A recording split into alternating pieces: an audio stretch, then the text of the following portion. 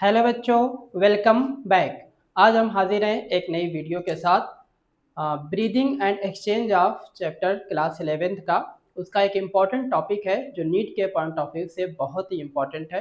उम्मीद करते हैं कि इस छोटी सी वीडियो में एक क्वेश्चन आपको मिल जाए जिसका नाम है ट्रांसपोर्ट ऑफ गैसेस। ठीक है, जैसा कि आपने पढ़ा होगा, breathing and exchange of gases में हम लोग जो ऑक्सीजन को इनहेल करते हैं और CO2 को क्या करते हैं, एक्सहेल करते हैं।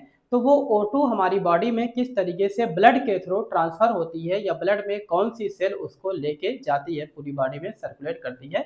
इस टॉपिक में हम लोग यही पढ़ने वाले हैं। ठीक है, तो दो गैसें हैं हमारे पास, एक है ऑक्सीजन और एक है क्या, CO2। दोनों को ट्रांसपोर्टेशन किसके थ्रू होगा, ब्लड के थ्रू होगा। और किसके थ्रू कितना ट्रांसफर होता है, यही चीज हम लोग डिस्कस करने वाले हैं। ठीक है, तो हम लोग पहला इसमें पढ़ेंगे। दो गैसें हैं हमारे पास ट्रांसपोर्ट ऑफ गैसेस में, एक है ऑक्सीजन और एक है क्या, कार्बन डाइऑक्साइड। ऑक्सीजन और कार्बन डाइऑक्साइड। तो बच्चा, ऑक्सीजन का जो ट्रांसपोर्टेशन होता है वो दो तरीके से होता है। ठीक है, एक तो हमारे ब्लड में आरबीसी है वो लेके जाती है, और एक होता है प्लाज्मा के थ्रू। एक हो जाएगा आपका आरबीसी के थ्रू हो जाएगा, और एक हो जाएगा बाई प्लाज्मा। ठीक है, दूसरा क्वेश्चन है ये कि जो ऑक्सीजन का ट्रांसपोर्टेशन होगा वो आरबीसी जो लेके जाएगी। तो आपको पता है आरबीसी में पाया जाता है रेड कलर का पिगमेंट जिसे कहते हैं हीमोग्लोबिन, वही लेके जाता है। तो किस फॉर्म में लेके जाएगा, जब ऑक्सीजन आरबीसी में जाएगी और उसमें हीमोग्लोबिन इसको बाइंड करेगा तो बना लेता है ऑक्सी हीमोग्लोबिन। तो किस फॉर्म में लेके जाएगा ये, ऑक्सी हीमोग्लोबिन। ठीक है, और अगर प्लाज्मा के थ्रू किसी गैस का ट्रांसपोर्टेशन होता है तो क्योंकि आपको मालूम है प्लाज्मा एक विस्कस फ्लूइड होता है स्ट्रॉ कलर का, तो ये होता है डिजॉल्व फॉर्म में, यानी उसमें ऑक्सीजन क्या हो जाएगी, डिजॉल्व हो जाएगी। तो आपसे पूछा जाए कि डिजॉल्व फॉर्म में तो किसके थ्रू जाएगा, प्लाज्मा के फॉर्म में। प्लाज्मा के थ्रू ऑक्सीजन ट्रांसपोर्ट होगी तो डिजॉल्व फॉर्म में होगी, याद रखना। और आरबीसी के थ्रू ऑक्सीजन का ट्रांसपोर्टेशन सर्कुलेशन होगा तो किसके फॉर्म में होगा, ऑक्सी हीमोग्लोबिन के फॉर्म में होगा। तो यहाँ पे सबसे ज्यादा जो क्वेश्चन नीट में पूछा गया है वो परसेंटेज के ऊपर पूछा जाता है कि ऑक्सीजन कितने परसेंट आरबीसी लेके जाती है और कितने परसेंट प्लाज्मा लेके जाएगा। आरबीसी में आरबीसी नहीं लेके जाती है, एक्चुअल में कौन लेके जाता है, हीमोग्लोबिन। आपको पता है HB हीमोग्लोबिन। तो 97% बच्चा याद रखना। ठीक है, ऑक्सीजन का ट्रांसपोर्टेशन कौन करता है, आरबीसी के द्वारा होता है। कौन किसके फॉर्म में, इन the form of oxy haemoglobin. और केवल 3% जो ऑक्सीजन ट्रांसपोर्ट होती है आपकी बॉडी में ब्लड के थ्रू, वो किसके थ्रू होती है, प्लाज्मा के थ्रू, यानी डिजॉल्व फॉर्म में। ठीक है, अब हम लोग दूसरी बात कर लेते हैं किसकी, CO2 का ट्रांसपोर्टेशन। तो CO2 का ट्रांसपोर्टेशन बच्चा 3 तरीके से होता है। ठीक है, 3 तरीके से होता है, ये बहुत इंपॉर्टेंट है, याद रखना। एक हो जाएगा आपका 20 to 25%, और एक हो जाएगा आपका 70%, और एक हो जाएगा आपका 7%। 7%। ठीक है, तो किसके थ्रू कितना ट्रांसफर होता है ये याद रखना है। 20 to 25% जो होगा वो बाई आरबीसी होगा। कौन लेके जाएगा, ये आपका आरबीसी लेके जाएगा। और 70% जो CO2 का ट्रांसपोर्टेशन होता है ये बाई कार्बोनेट लेके जाता है। ठीक है, किसके फॉर्म में जाता है, बाई कार्बोनेट लेके जाता है। बाई कार्बोनेट बोले तो SCO3 माइनस, है ना, बाई कार्बोनेट आयन। और 7% जो CO2 का ट्रांसपोर्टेशन हमारी बॉडी के अंदर होता है वो कौन लेके जाता है, वो प्लाज्मा के थ्रू जाता है, प्लाज्मा के थ्रू। और हमने आपको अभी बताया कि जो प्लाज्मा के थ्रू जाता है वो किस फॉर्म में जाता है, डिजॉल्व फॉर्म में जाता है। किस फॉर्म में जाता है, डिजॉल्व फॉर्म में जाता है। ठीक, तो अगर आपसे कहा जाए कि ऑक्सीजन और CO2 का जो ट्रांसपोर्टेशन है वो डिजॉल्व फॉर्म में कितने परसेंट जाता है, तो ऑक्सीजन का ट्रांसपोर्टेशन डिजॉल्व फॉर्म में यानी प्लाज्मा के थ्रू कितने परसेंट जाएगा, 3%। और CO2 डिजॉल्व फॉर्म में यानी प्लाज्मा के थ्रू कितने परसेंट जाएगा, बताओ, 7%। दूसरा क्वेश्चन यहाँ पे ये पूछा जाता है कि ऑक्सीजन मोस्टली किसके थ्रू ट्रांसफर होती है, तो मोस्टली किसके थ्रू होती है, आरबीसी के थ्रू। आरबीसी में कौन लेके जाता है, हीमोग्लोबिन। किस फॉर्म में लेके जाएगा, ऑक्सी हीमोग्लोबिन, कितने परसेंट, 97%।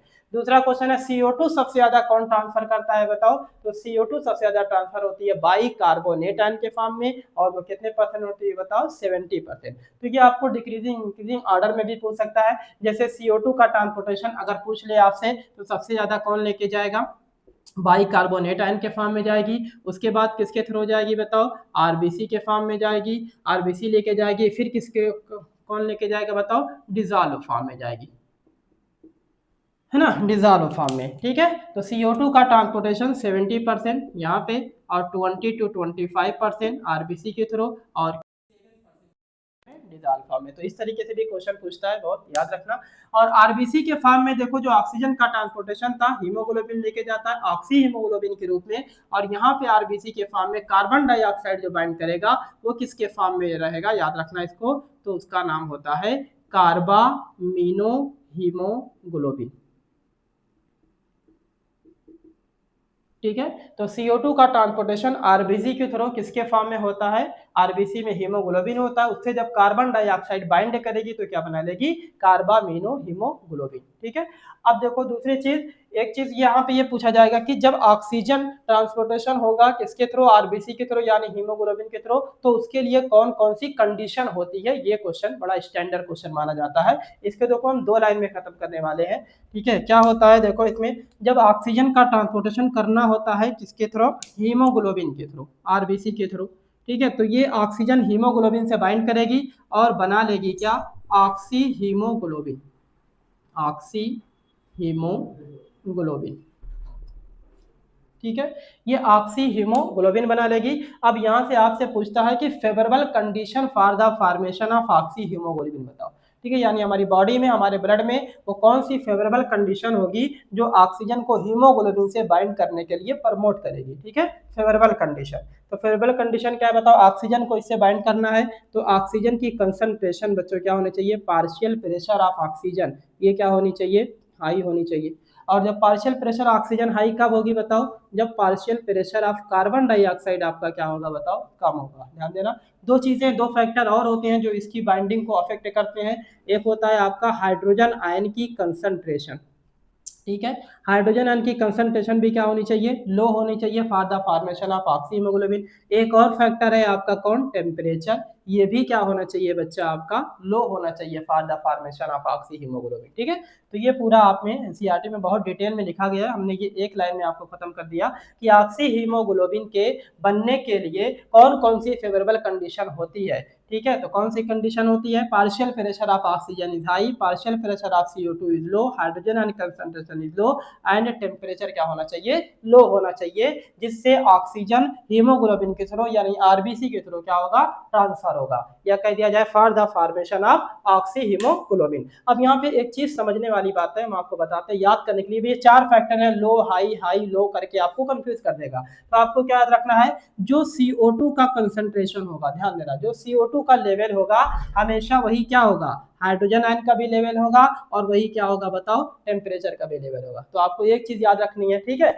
अब जैसे यहाँ पे ऑक्सीजन को बाइंड करना है, ऑक्सीजन को ट्रांसफर करना है, तो ऑक्सीजन क्या होना चाहिए बताओ, हाई होना चाहिए, और ऑक्सीजन और CO2 दोनों एक दूसरे के अपोजिट है, ऑक्सीजन हाई तो CO2 क्या हो गया बताओ, लो हो गया। समझ आइए बात। दूसरी बात, यहाँ पे जब CO2 आरबीसी के थ्रू जाता है 20 to 25%, तो इसमें भी कौन लेके जाएगा, आरबीसी थोड़ी यहाँ लेके जाता है, कौन लेके जाता है, हीमोग्लोबिन, और किस फॉर्म में लेके जाता है, कार्बामिनो हीमोग्लोबिन। तो इसकी भी हम लोग फेवरेबल कंडीशन देख लेते हैं। ठीक है, तो CO2 आपका हो गया ये कार्बन डाइऑक्साइड, ये बाइंड करेगा किससे बच्चा बताओ, हीमोग्लोबिन से, और क्या करेगा बताओ, क्या बना देगा, कार्बामिनो हीमोग्लोबिन, कार्बामिनो हीमोग्लोबिन। ठीक है, कार्बामिनो हीमोग्लोबिन के फॉर्म में लेके जाएगा। अब यहाँ पे देखो इसकी फेवरेबल कंडीशन क्या बता, CO2 को हीमोग्लोबिन के साथ बाइंड करना है, CO2 को, तो क्या होना चाहिए, partial pressure of carbon dioxide क्या होनी चाहिए, हाई होनी चाहिए, और CO2 जब हाई होगी तो O2 क्या हो जाएगी बताओ, लो होगी ना, तो पार्शियल प्रेशर ऑफ ऑक्सीजन इस क्या होनी चाहिए, लो होनी चाहिए। अब 2 फैक्टर और होते हैं, हमने यहाँ पे बताया था, हाइड्रोजन आयन की कंसंट्रेशन और टेम्परेचर, तो वो भी याद रखना है। और हमने एक निमोनिक आपको बता दी, क्या एक टेक्निक बता दी आपको याद करने के लिए, कि जो भी CO2 का लेवल होगा वही हाइड्रोजन आयन का लेवल होगा, वही टेम्परेचर का, चाहे ऑक्सीजन के केस में हो और चाहे कार्बन डाइऑक्साइड के केस में हो। ठीक है, तो हम लोग यहाँ पे हाइड्रोजन आयन की कंसंट्रेशन क्या पढ़ लेंगे बताओ, यहाँ पे CO2 की कंसंट्रेशन क्या है बताओ, लेवल हाई है, तो हाइड्रोजन आयन का लेवल भी क्या होना चाहिए, हाई होना चाहिए। ठीक है, और जो इसका लेवल होगा वही किसका लेवल होगा बताओ, टेम्परेचर के भी लेवल होगा। समझ में आया, देखो यहाँ पे CO2 का लेवल क्या है बताओ, हाई है, और हाइड्रोजन आयन का भी लेवल क्या है, हाई है, और टेम्परेचर का लेवल क्या है बताओ, हाई है। और O2 क्या हो जाएगी, इसकी अपोजिट होगी CO2 के, ये लो हो जाएगी। तो आपसे कहा जाए favourable condition for the formation of carbamino haemoglobin, तो क्या बताएंगे, high concentration of CO2, low concentration of O2, hydrogen and concentration high and temperature is high. ठीक है। दूसरी बात, अगर आपसे कहा जाए कि कार्बन डाइऑक्साइड को आरबीसी के थ्रू ट्रांसफर होने के लिए हमारी बॉडी में कौन सी कंडीशन होनी चाहिए, तब भी क्या आंसर बताएंगे, बताओ, यही आंसर बताएंगे। ठीक, अब यहाँ पे एक लॉजिकल क्वेश्चन है, देखना मैं बताता हूँ आपको। एनसीईआरटी में आपके गिवन है कि ये ऐसा क्यों होता है। हमने एक चीज आपको निमोनी बताई, ट्रिक बताई, ठीक है, टेक्निक बताई याद करने की, कि जो भी CO2 का लेवल होगा, चाहे in the form of oxygen, चाहे in the case of carbon dioxide transformation, ठीक है, तो आपको कार्बन डाइऑक्साइड के साथ हाइड्रोजन और टेम्परेचर का लेवल याद रखना है। क्यों ऐसा होता है, क्योंकि यहाँ पे एक रिएक्शन आपके एनसीईआरटी में दी गई है इस टॉपिक में, ट्रांसपोर्ट ऑफ गैसेस के लास्ट पॉइंट पे, ठीक है, एक रिएक्शन दी गई है। आरबीसी की सरफेस में जो होते हैं एक एंजाइम पाए जाते हैं जिसका नाम है कार्बोनिक एनहाइड्रेज। ठीक है, ये आरबीसी के अंदर, सॉरी आरबीसी के सब में, आरबीसी के अंदर में एक एंजाइम भरे होते हैं, उसका नाम क्या है, कार्बोनिक एनहाइड्रेज, और इसकी क्वांटिटी थोड़ी सी मात्रा में ये प्लाज्मा के अंदर भी पाए जाते हैं, याद रखना। तो आरबीसी में ये बहुत ज्यादा क्वांटिटी में पाए जाते हैं एंजाइम कार्बोनिक एनहाइड्रेज, और ये क्या करता है, जैसे CO2 को अगर आपको ट्रांसफर करना है ब्लड के थ्रू, तो सबसे ज्यादा CO2 ट्रांसफर होती है किसके थ्रू, बताओ, बाइकार्बोनेट के थ्रू 70%। तो कैसे होती है वो, ये रिएक्शन बहुत इंपॉर्टेंट है।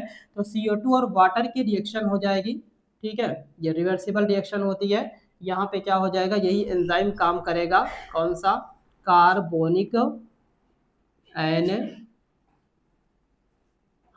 ठीक, कार्बोनिक एनहाइड्रेज एंजाइम यहाँ पे काम करेगा और बना देगा क्या, कार्बोनिक एसिड बना देगा। और आपको पता है कार्बोनिक एसिड का फार्मूला क्या होता है, H2CO3।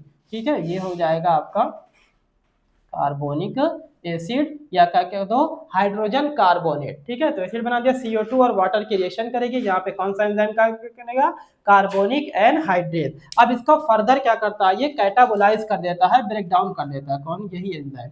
ठीक है, ये भी जो है रिवर्सिबल रिएक्शन होगी, कौन सा एंजाइम हो जाएगा, बताओ, carbonic anhydrase. Carbonic anhydrase enzyme इसको ब्रेक डाउन करेगा, किस फॉर्म में, बाइकार्बोनेट आयन बना देगा, और क्या बना देगा, हाइड्रोजन आयन बना देगा। ठीक है, बाइकार्बोनेट आयन और हाइड्रोजन आयन, इसका नाम क्या है, हाइड्रोजन कार्बोनेट आयन, या क्या कहते हो, बताओ, बाइकार्बोनेट आयन। ठीक, तो देखो ये वाली जो CO2 है ना, हमारे ब्लड में जब CO2 की क्वांटिटी ज्यादा होगी तो क्या होगा, ये वाली रिएक्शन होगी, और क्या बनेगा, बाइकार्बोनेट। तो यानी CO2 70%, इसीलिए ट्रांसफर होता है किसके फॉर्म में, बाइकार्बोनेट। यानी ये बाइकार्बोनेट जो HCO3- है, इसमें क्या है एक्चुअल में, बताओ, ये CO2 है, तो CO2 इस फॉर्म में ट्रांसफर होती है।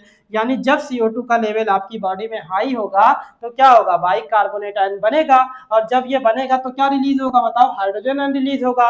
और ये रिएक्शन होती है एक्सोथर्मिक, कौन सी रिएक्शन होती है, याद रखना, ये एक्सोथर्मिक रिएक्शन है। तो इसमें टेम्परेचर भी क्या हो जाएगा, हाई हो जाएगा, यानी हीट रिलीज होगी इसमें, है ना। तो मैंने अभी आपको बताया था कि ये याद करने का मेथड क्या है, बताओ, कि जो CO2 का लेवल होगा वही हाइड्रोजन आयन का लेवल होगा, और वही टेम्परेचर का भी लेवल होगा। मैंने बताया था ना, in the case of oxygen transportation और in the case of carbon dioxide transportation by RBC. जब आरबीसी के थ्रू ये लोग जाते हैं तो फेवरेबल कंडीशन जो होती है, जो CO2 का लेवल होगा वही हाइड्रोजन आयन का, वही टेम्परेचर का। क्यों होगा, इसका रीजन क्या है, कि देखो जब भी ब्लड में CO2 की कंसंट्रेशन ज्यादा होगी तो ये वाली रिएक्शन होगी, यानी जब CO2 ज्यादा होगा तो ये रिएक्शन होगी, तो हाइड्रोजन आयन भी निकलेगा, तो क्या होगा, बताओ, हाइड्रोजन आयन का लेवल भी ज्यादा होगा, है ना। CO2 हाई तो हाइड्रोजन आयन हाई, और ये रिएक्शन एक्सोथर्मिक होती है तो हीट रिलीज होगी, तो टेम्परेचर भी क्या हो जाएगा, हाई हो जाएगा। यानी जब ये रिएक्शन नहीं होनी होगी, यानी CO2 क्या होगा, अगर लो होगा तो ये रिएक्शन कम होगी, ये रिएक्शन कम होगी तो हाइड्रोजन आयन कम हो जाएगा, हाइड्रोजन आयन कम होगा तो टेम्परेचर भी क्या हो जाएगा, कम हो जाएगा। ठीक है, तो इस छोटी सी वीडियो में इतना ही, मिलते हैं नेक्स्ट वीडियो में। Thank you.